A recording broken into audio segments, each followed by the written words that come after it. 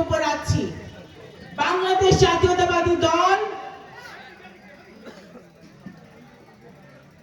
23-24 দিন হয়েছে বাংলাদেশ জাতীয়তাবাদী দল সরকার গঠন করেছে, ক্যাবিনেট গঠিত হয়েছে। এই অল্প দিনের মধ্যে বাংলাদেশ জাতীয়তাবাদী দল বাংলাদেশের মানুষকে যে ওয়াদা করেছে সেই ওয়াদা আমরা পূরণ করা শুরু করেছি ইতিমধ্যে মাননীয় প্রধানমন্ত্রী জনাব তারেক রহমানের নেতৃত্বে।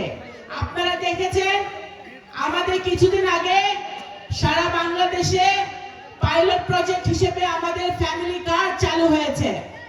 সেই ফ্যামিলি কার্ডের মাধ্যমে আমাদের মহিলারা ক্ষমতায়ন হয়েছে, আমাদের নারীদের, মা বোনদের, এবং তাদেরকে স্বাবলম্বী করার জন্য এই ফ্যামিলি কার্ড চালু হয়েছে।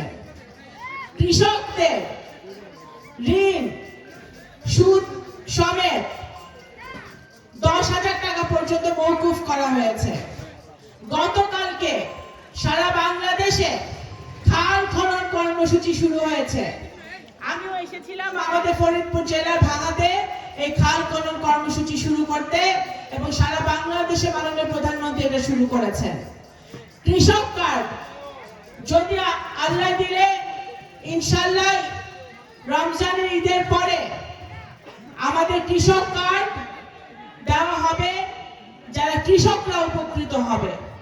সুতরাং বিএনপি যা ওয়াদা করে, যা বলে, সেটা অক্ষরে অক্ষরে পালন করে। আমি আপনাদের সন্তান হিসেবে যা ওয়াদা করছি সেটাও আমার বাবা যেভাবে আপনাদের জন্য করে গেছেন, সেটাও আমার বাবার মতো আমারও সেই দায়িত্ব এবং কর্তব্য আমি ভুলি নাই। সেটা অবশ্যই আমি অক্ষরে অক্ষরে পালন করব।